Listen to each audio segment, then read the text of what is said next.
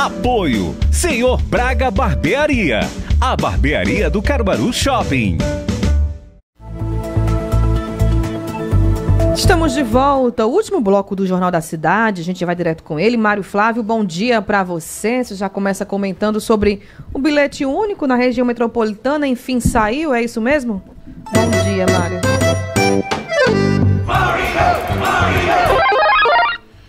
Bom dia, né, Rebeca? Bom dia a todos. Pois é, ontem, né, foi anunciado e hoje a repercussão começa para valer da história do bilhete único. A expectativa, né, da governadora Raquel e da equipe dela é que aconteça de fato, né, para valer, né, essa história e possa ser mudado aí, né, esse modelo de cobrança numa das regiões, né, que é a qual a governadora tem uma pior avaliação do ponto de vista, né, de governo, né, avaliação de governo. A última pesquisa que foi divulgada ano passado colocou Raquel com a avaliação mais baixa entre os governadores e foi divulgado essa semana que ela segue entre as avaliações mais baixas. Né? Resta saber agora se vai funcionar essa história, porque a região metropolitana ainda tem muita influência, principalmente por causa de João Campos. Né? Como o Recife lidera a região metropolitana, então João Campos, que é o provável adversário de Raquel na eleição de 2026 para o governo do estado, então o João Campos ele exerce uma influência muito grande. Como o prefeito do Recife ele é muito bem avaliado e a governadora tem dificuldades de avaliação, então esse bilhete único é uma aposta deles aí para que possa mudar essa realidade e a governadora consiga melhorar essa avaliação dela no que diz respeito à gestão, né, que ainda segue patinando, digamos assim, nessa história de avaliação. São várias ações que estão sendo feitas, né, a primeira é essa aí do bilhete único. Agora o governo precisa dar uma resposta muito breve, né, dessa história do jogo do Sport contra Fortaleza, né, quando o ônibus do Fortaleza foi atacado e vários jogadores saíram feridos, um inclusive levou 7 pontos, né, no rosto, uma situação de pânico, uma agressão que foi combinada, e a governadora foi até o Twitter e disse que ia cobrar punição. Até agora nós já passamos mais de 24 horas do jogo. Ninguém foi preso. E ninguém foi preso. Nem tem vários vídeos, né, com as pessoas sem o menor pudor e falando abertamente, mostrando o rosto, né, e até agora ninguém foi preso. Tem um jogo amanhã aqui em Caruaru, tem um clássico amanhã no Recife, e essa história de novo começa a atormentar, né, as pessoas que gostam, os verdadeiros torcedores, né. Várias postagens das torcidas organizadas de Santa Cruz Central, inclusive em tom de ameaças, sendo postadas sem o menor pudor. E ontem eu pegava 2 postagens dessas, 4, aliás, 2 de cada torcida, e mandava para uma pessoa do juizado torcedor daqui. E eu disse, bicho, como é que vocês não conseguem fazer nada diante disso, né? Porque tá aí, né, todo mundo sabe quem é. Senão, porque a gente não pode prender ninguém antes, pressupondo que vai acontecer algo desse. Ninguém está pedindo para prender, mas vocês têm a faca e o queijo na mão para identificar quem é que. Só ir lá nos comentários, né? As pessoas, quando essas postagens elas acontecem, todo mundo vai lá nos comentários e fica lá, né, comentando, dizendo que vai para a guerra, que vai para isso, vai para aquilo. Se expõe automaticamente. Se expondo, justamente. Então tinha como identificar. Então o governo do estado precisa dar uma resposta urgente a essa história. Não adianta dizer, no governo de fulano tinha isso, no governo de Beltrano tinha aquilo. Não, porque a gente está vendo atualmente. Atualmente é que tem que resolver. O problema é de quem está na gestão. Então, se uma torcida ela vai, quebra tudo no campo, né? Porque tem várias cadeiras quebradas lá. O ônibus do time adversário é agredido desse jeito que aconteceu. No histórico de agressões que existe, aí por parte principalmente dessa torcida jovem, que é a torcida do esporte, ninguém é preso mais de 24 horas depois, quando todo mundo estava com o rosto aberto.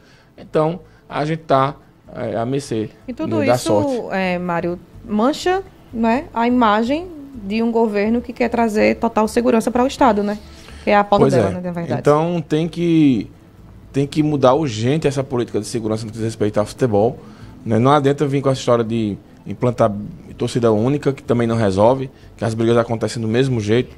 Então é uma política de segurança mesmo, de ir pra cima, sabe? Mário, de agressiva. Eu vi também que existe a possibilidade da proibição de torcedores irem aos estádios por conta disso, por conta dessas confusões. Quer dizer, outros podem ser penalizados sem ter culpa, né?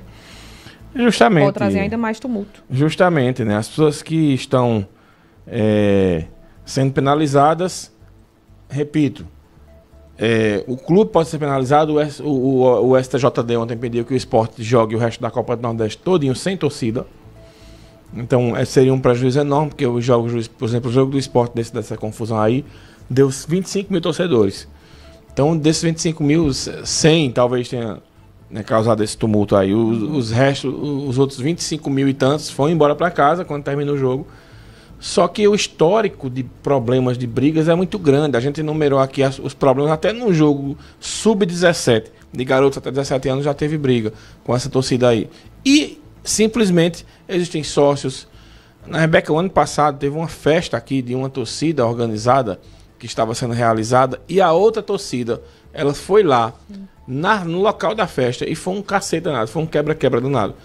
Todo mundo foi identificado e não acontece absolutamente nada. E não são torcedores, né, Mário? Pois é, não ou então, ou o governo muda essa política de segurança, a justiça entende que precisa punir, porque não adianta esse enxugar de gelo, que a polícia prende, a justiça solta, né, por não entender. Enquanto houver essa sensação de impunidade, essa história não vai mudar.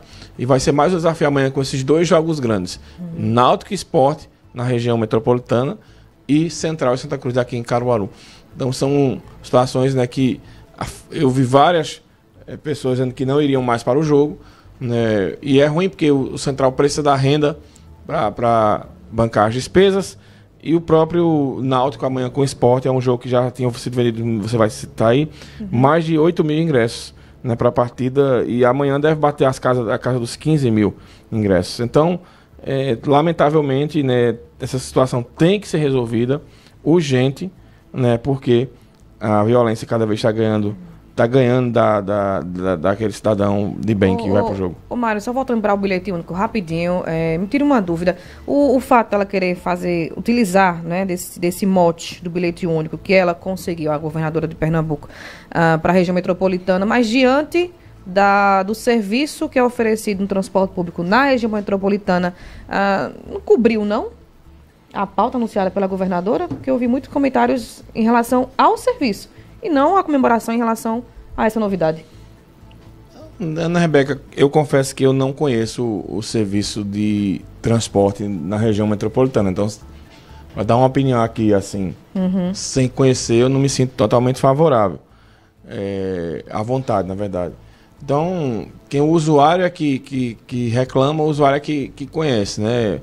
Mas eu não me sinto à vontade, com propriedade de falar por um assunto que eu não conheço. Ela vai ter que atuar nos dois lados, né? Transporte daqui de Caruaru. Esse aqui a gente conhece, que a gente vive aqui diariamente, inclusive usa o transporte várias vezes. Então, assim, tem que entender essa história e, como você disse, não pode ser só uma questão de marketing, né? Tem que ser uma questão que resolva a vida da população. Muito bem, você volta no Manhã Cidade. Daqui a pouco, já com Renata Torres, né, para a gente falar sobre o fim de semana que vai ter manifestação na Avenida Paulista, né, e outros assuntos. Muito bem, valeu Mário Flávio. Agora são 8 horas pontualmente no futebol, Lucas Medeiros. O cafezinho. Vamos tomar um café logo cedo com os principais